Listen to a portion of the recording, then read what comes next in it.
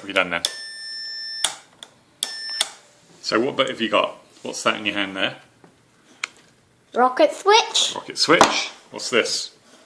Battery socket. What's this? Socket.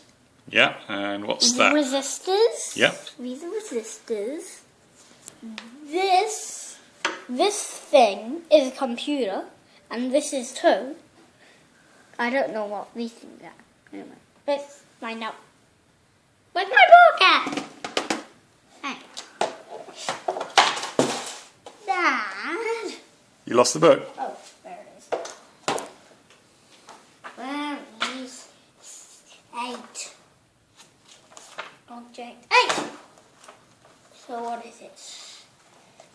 Is it captures again? Capacitor. Oh, it's a capacitor. These are capacitors.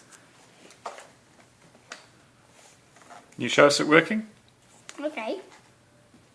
This is a rocket switch, but when I put this back, this beaker makes some noise come out. See? Awesome. And I needed to use some crocodile tables. But you want to see something very cool? What?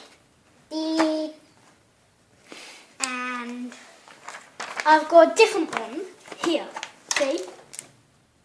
Which I'm going to do right now. Wow, okay.